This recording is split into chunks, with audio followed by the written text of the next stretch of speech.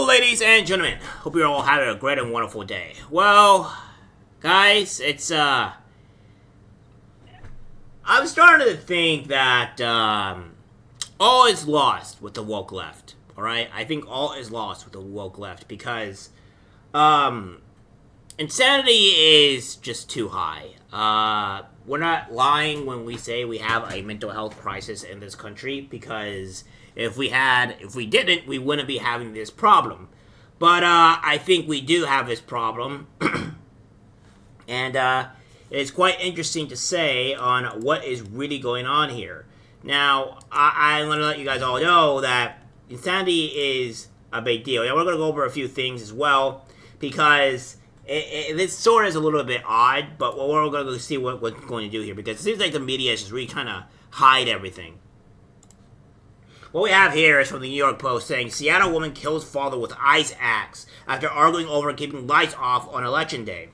Goes on to say, a 33-year-old Seattle woman killed her father with an ice axe after the pair got into an argument over keeping the lights off on election day, prosecutors alleged last week.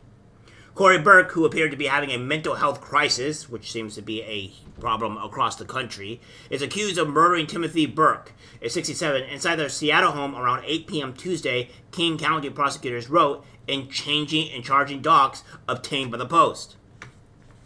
Authorities spotted Corey leaving the house in Rainier Valley with blood on her face after she allegedly broke windows in the home. When police went inside, officers told Timothy's body with wounds to his head and torso, including 2-inch lacerations to his ribcage, the doc stated. Another puncture wound was near the base of his skull. Now, this is insane.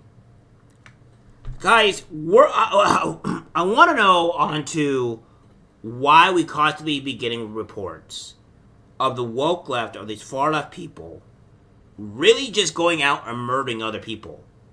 Like, at this point, they're not just being flat out insane just to be, crying on Twitter or crying on TikTok or whatever. They're actively going and murdering people. We have a guy that has went out and gone and murdered his entire family. We have women that are actively trying to poison their husbands or poison men in general. And now we have a woman, a Seattle woman, that killed her father on election day. Now, granted, they said election day. And this could be taken over an assault. She could have just been a psychotic person. She could have just been a person that the election had nothing to do on. But these are things that I'm constantly seeing. I'm starting to notice a trend here. And it's not too far-fetched to think that maybe the election had something to do with it, because the last 2 reports that I've done so far are all of them literally just being like, oh, yeah, that's a problem.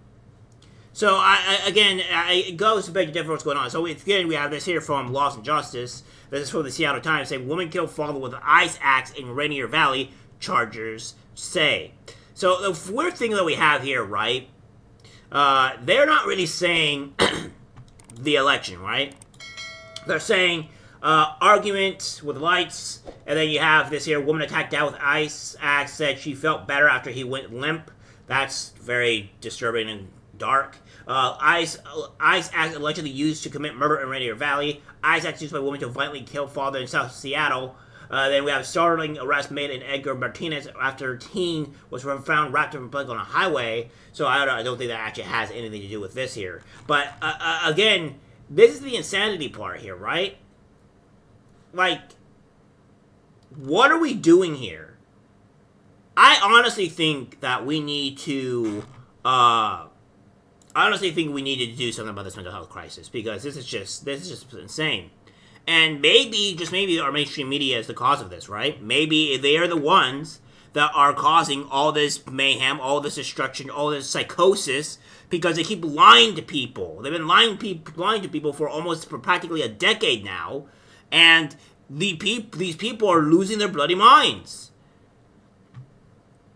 So it says here at the very end of this article, it says, the next day at the hospital, Corey Burke told police she used the axe to kill her father and that she also strangled him. The documents state she believed there was something important about election day and that she felt overwhelmed with emotion. Corey stated when her father started arguing with her about the lights being shut off that she just freaked out. Seattle detective Israel Breike wrote, "At one point, the woman reportedly whispered to the detective, 'I killed him.'" That's again another chilling aspect. Corey Burke reported she had been working on settling emotional boundaries while her father. She wanted to help people change their attachment to their parents, but that she felt hyper-focused and disorganized about her own father, the detective wrote. After she killed him, Corey Burke reported she went upstairs and broke the windows of the house as an act of liberation. Right. Corey Burke had purchased the properties in June 2023, according to public tax records. So, that's what's going on here. I think we have to put mainstream media on blast here. I think mainstream media is the cause for all the psychosis, of all the mental illness that we have, because these guys have been going around and lying to people for practically a decade. And if you think this is not going to have effect on some people, it is. Now, I think mental people are going to have a bit more of an impact because obviously the mental. I mean, they're not all there, right? And I'm not talking about like the actual like retarded people or autism people. In fact, some of the people, depending on how severe the autism or retardation is, they're actually really intelligent for the most part. But the fact that we have here is we have people losing their minds. We have people killing each other over the election now. And this is just insane. We can't have people be doing this, and the media has to be held accountable for some point or at some point. Like, how can we allow something like this to keep on going on? This is the reason why I say that the media needs to be held accountable. Like, something needs to be done, because we shouldn't be having these deranged lunatics running around. And we need to open asylums or do something to help these people, and the media should face heavy fines for some of the things that are happening. But you are going to say, well, JMReports, that's insane. You can't blame somebody. You can't blame somebody or a media company for doing things that is completely out of their control. But you can. I'm all for freedom of speech. But there is a certain point in time where your freedom of speech starts hurting other people or causing other problems for other people, and that's usually not good. Like, you can't be doing that. There's also laws if you try to drive people to end themselves, essentially, that it's all good, that you won't be charged. No, you will be charged. You can be charged for trying to drive people to end themselves. This is not something that's not a thing. So the media should be held accountable as well if they're driving all this stuff, and these people are losing their minds about the election, about what's going on, and they actually end up eating themselves. Or killing other people. This is insane, and I don't understand how the media can obviously keep getting away with this and not be punished. It's insane. It really is insane. Well, guys, that's it for the video. Like, guys, share, as always. And we'll have more stuff going on here, more news. So, man, this country is really has problems. I'm disgusted by what I see in public. Even people closest to us can't be trusted, because it's algorithmic disease, the social media.